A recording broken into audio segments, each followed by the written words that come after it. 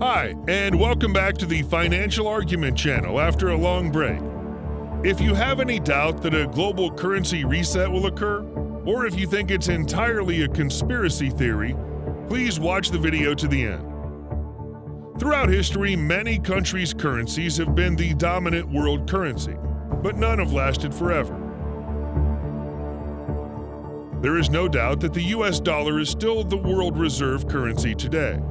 But the time has come, and the stages of the global currency reset have begun. In this video, I will describe the events that will make the US dollar a worthless piece of paper. The US dollar will collapse very soon. It'd be best for your children and loved ones if you're prepared for this economic tsunami.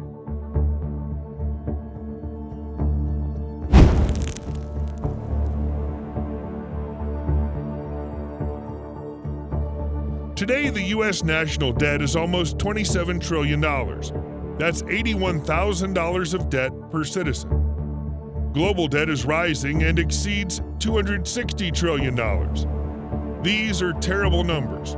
Something must be wrong. The world economy definitely needs a financial reset. Before showing the terrible economic data and tables that show the world is in an economic impasse and the U.S. dollar approaching collapse, I must explain that nothing will prevent the global currency reset. When we look at these statistics, we see that a global currency reset takes place every 95 years on average, though the reasons ending the dominance of a reserve currency are always different. Throughout history, nothing has prevented currency resets, even when a country has the strongest army, the richest companies, the most land, and all trade routes. In the 1500s, the Portuguese Empire was the most prosperous country in the world when it took control of the Indian Ocean and the trade routes in the southern Atlantic Ocean. It held all the trade routes and still couldn't prevent a global currency reset. We know that the Spanish Empire, which reached the height of its power in the 16th and 17th centuries, was the greatest power in the world at the time. But the 110-year dominance of the Spanish currency came to an end. The Netherlands currency, the gulden, became the dominant world currency as the market value of the Dutch East India Company reached approximately $7.9 trillion. No other company in history has been worth so much. Please look at the chart for comparison. The Dutch East India Company was richer than Facebook, Amazon, Apple, Netflix, Google, Microsoft, Alibaba, Samsung, Wells Fargo, Bank of America, and more combined. Still, we see that even the massive value of the Dutch East India Company couldn't delay a global currency reset. While the UK was the world's strongest economic and imperial power until the mid-20th century, the British pound wasn't the dominant reserve currency for any longer than the Spanish real had been, lasting 110 years. And now the domination of the US dollar from 1925 to the present day. The lesson to be learned from past events is clear. No matter the value of the U.S. stock markets and their affiliated companies is today, not our military power, and certainly not our geopolitical interventions will be able to prevent the collapse of the U.S. dollar. I want to explain the three stages of the U.S. dollar: its rise, fall, and collapse. The Fed was founded in 1913. And I have doubts as to whether it serves America and the interests of American citizens. However, despite its actions until 1971, the US dollar can be considered rising during this period, even considering the significant financial destruction of the Great Depression. This is because until 1971, the gold standard continued. The Fed couldn't print unlimited money the way it is today. So the dollar amount in circulation around the world remained constant, and the dollar's purchasing power was sufficient. If unlimited dollars are printed, what we carry in our wallets turns into debt, not money.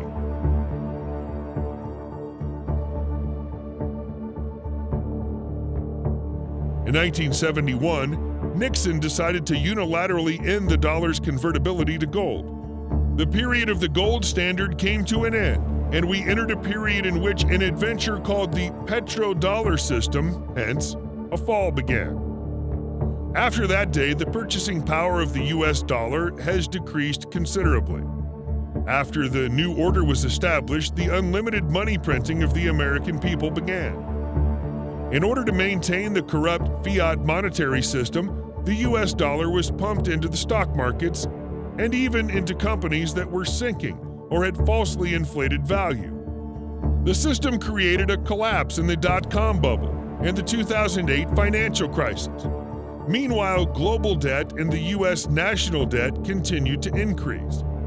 In order to prevent the broken system from collapsing, the Fed's response to the 2008 crisis was to print more unlimited money.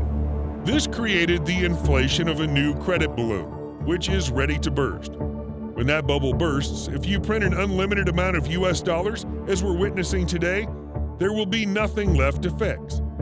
The U.S. dollar will become a worthless piece of paper, just like the mark in Weimar Germany, because what we have in our wallets today is nothing more than debt.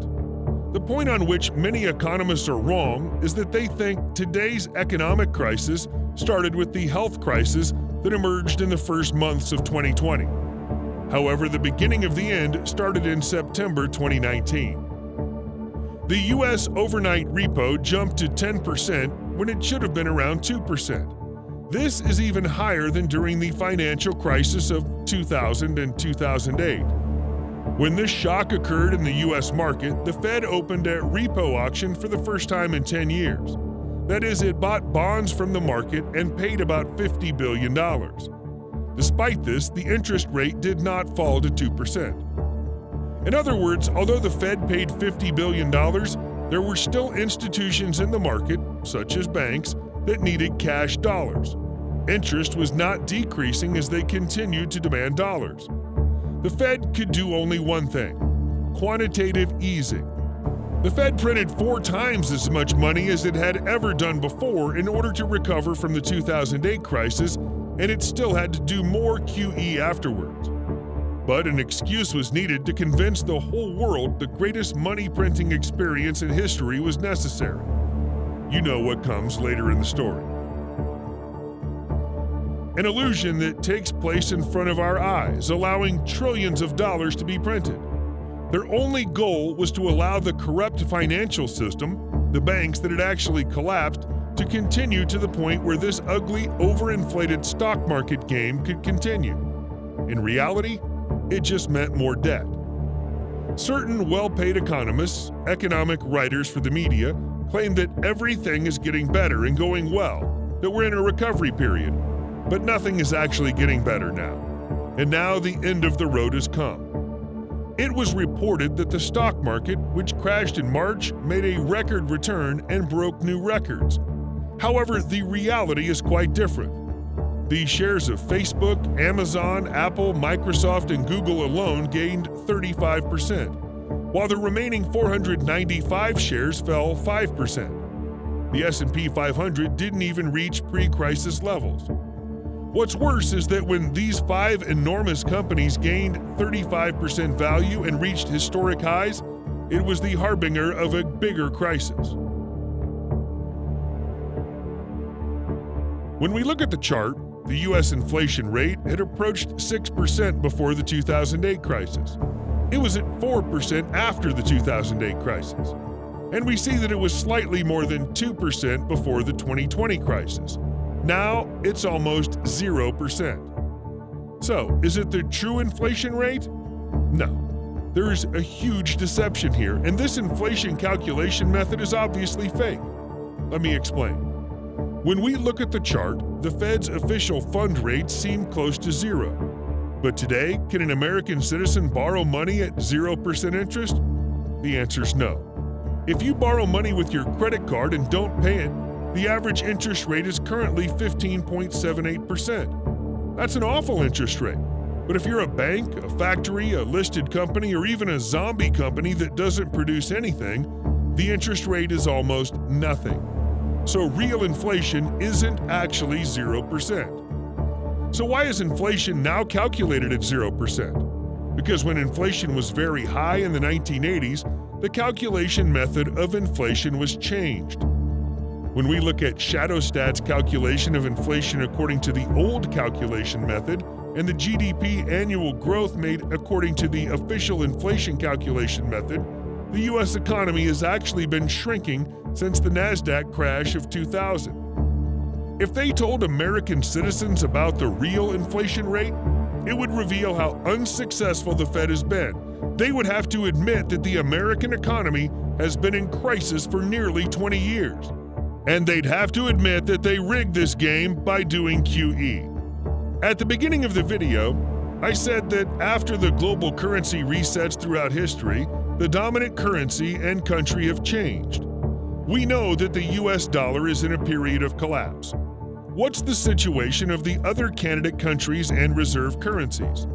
The situation's not different in other central banks of the world. They continue to wildly print money. It's clear that these countries and currencies cannot become the new global reserve currency due to the terrible economic conditions they're in. What'll happen next? We can find the answer to this as follows.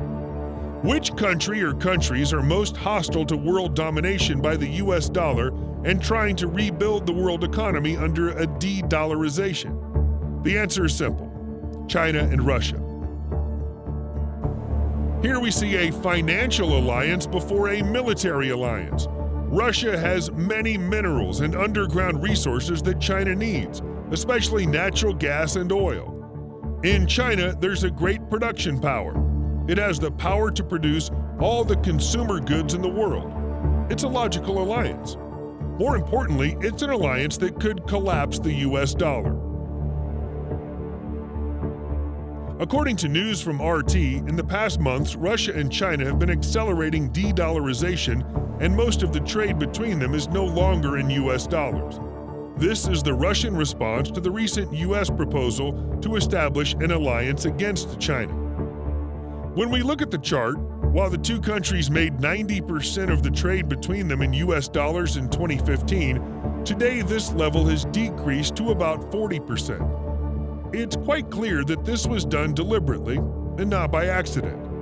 However, these two superpowers are aware that they cannot collapse the dollar by simply de-dollarizing between themselves.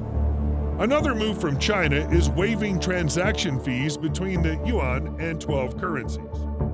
The 12 currencies are the Singapore dollar, Russian ruble, Korean won, Turkish lira, Malaysian ringgit, New Zealand dollar, South African rand, Saudi rial, United Arab Emirates dirham, Polish zloty, Thai baht, and Hungarian forint.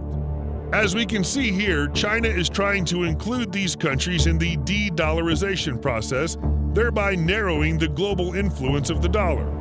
They're trying to prevent America from using the dollar as an economic weapon. Please look at the chart. You can see that the amount of gold in the vaults of world central banks is increasing day by day, while the amount of U.S. Treasury bills is decreasing. It seems as if the whole world is preparing for a financial reset and is content for the dollar to turn into a worthless piece of paper. The increase in gold purchases gives us a clue about what kind of reset will take place. The countdown has begun. The global currency reset will be smooth for those who are prepared and painful for those who are not. Many things will become clearer after the upcoming November elections. Maybe the U.S. will re-adopt the gold standard and will weather a global currency reset with a new U.S. dollar, or maybe we'll see Chinese financial domination. To be continued. Thanks for watching.